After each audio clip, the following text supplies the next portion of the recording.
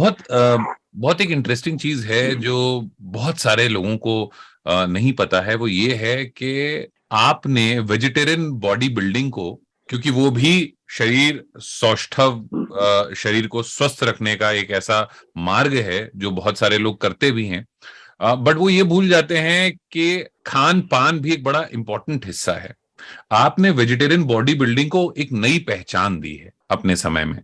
तो और ये मैं इंटरनेशनल लेवल की बात कर रहा हूँ, क्योंकि ज्यादातर लोगों को लगता है कि प्रोटीन आपको सिर्फ XYZ चीजों में मिलता है, और आप अगर शुद्ध शाकाहारी हैं तो जी आप कैसे कर पाएंगे।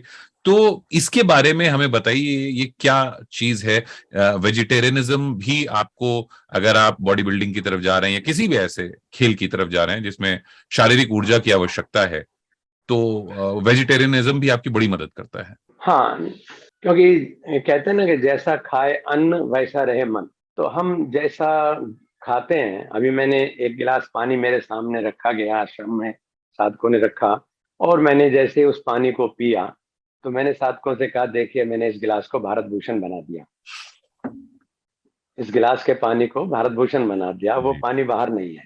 तो ऐसे ही जो भोजन हम लेते हैं उससे हमारे व्यक्तित्व का निर्माण होता है, और व्यक्तित्व सिर्फ बॉडी नहीं है, उसके भीतर जो हम रहते हैं, हम, हमारा खुद का अस्तित्व, हमारे मन का अस्तित्व, हमारे बुद्धि का अस्तित्व, और फिर उसके बाद आता है तन का अस्तित्व।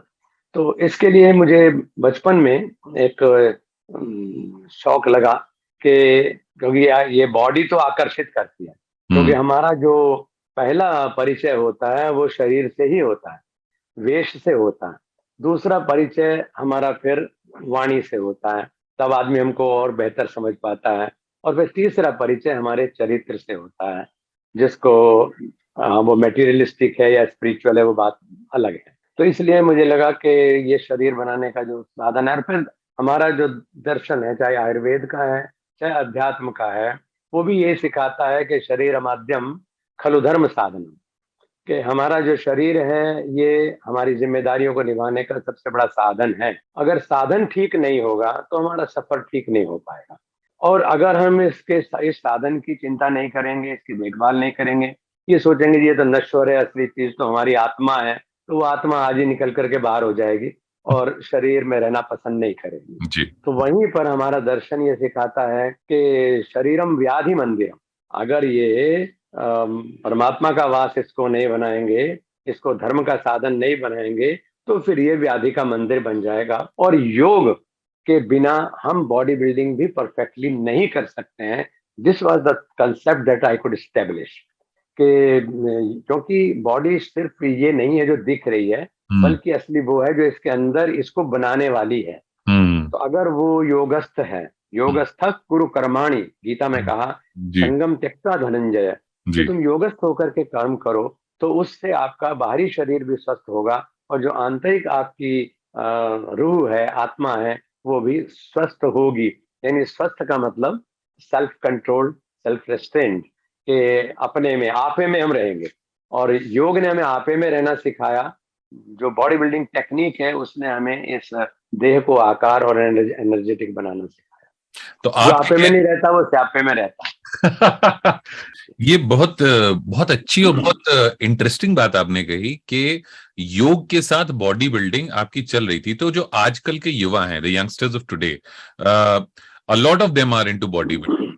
उनको ऐसा लगता है कि ये एक ऐसी अनोखी वो है जो स्वस्थ रहने के लिए तो जरूरी है, लेकिन अगर आप दो लोगों को कंपेयर करें, एक और एक जो कि योग करता है और साथ में बॉडी बिल्डिंग करता है, तो आप क्या पाएंगे, क्या अंतर पाएंगे, और किस प्रकार से योग करने वाला बॉडी बिल्डर बेटर है, ये बताएं जरा। 100%। ये एक्चुअली हमारा जो आश्रम है सहारनपुर में, मोक्षायतन अंतर्राष्ट्रीय योगाश्रम, और उसका जो ट्रेनिंग पार्ट वाला फैमिली है, मोक्षायतन योग संस्थान, तो उसने पहली बार, मैंने, हमारे यहाँ जिम्नेजियम कोई होता ही नहीं था, तो 1973 में हमने पहला जिम्नेजियम दिया, और उसको योगा ओरिएंटेड ही बना करके दिया। और अध्ययन ने ये बताया कि जो व्यक्ति, क्योंकि बॉडी बिल्डिंग करने वालों को अक्सर ये सोचते हैं पहलवान है, इनका दिमाग तो खोपड़ी के पीछे है ना, अकल गुद्दी के पीछे चरने गई है इनकी, ऐसा डांट पड़ती है पहलवानों को। जी जी। लेकिन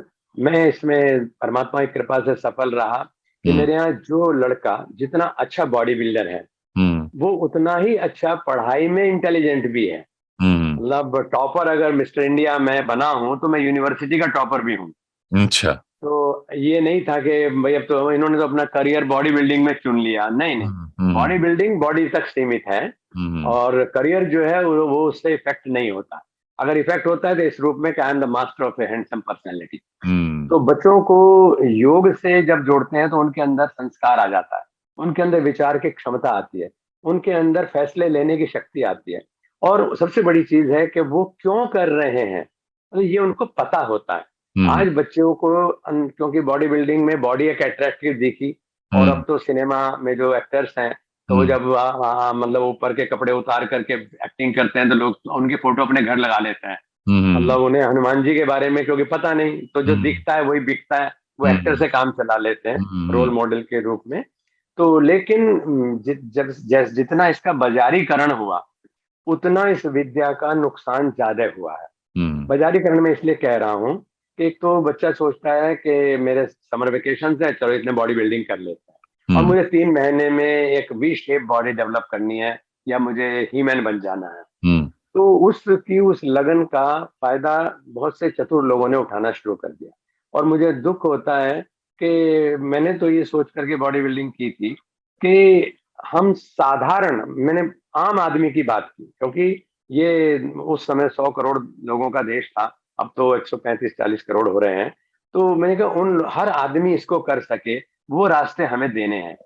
तो लेकिन आम भोजन में, आम जीवन शैली में अपनी सारी जिम्मेदारियों को निभाते हुए हमको सुंदर स्वास्थ्य बनाना चाहिए। तो मैं उसमें ताकत पा पाया कि मैं 68 किलोग्राम मेरा वजन था और I could lift 180 to 200 kilogram of weight in squatting. मैं मतलब 200 किलो वजन कंधे पे रख करके उठ बैठने का अभ्यास कर चुका था। तो उसको काफी सुर्खियां भी मिली इस चीज को। तो लेकिन वो सब था साधारण भोजन में।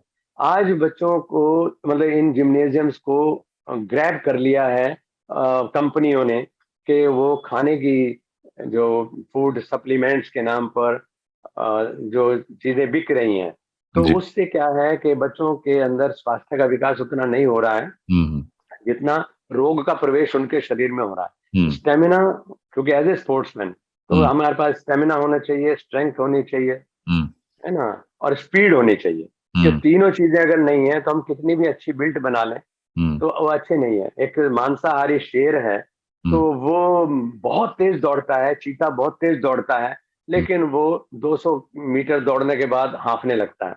लेकिन एक शाकाहारी घोड़ा वो सैकड़ों किलोमीटर दौड़ता चला जाएगा, उसके बाद वो फिर नॉर्मल खड़ा रहेगा ऐसे।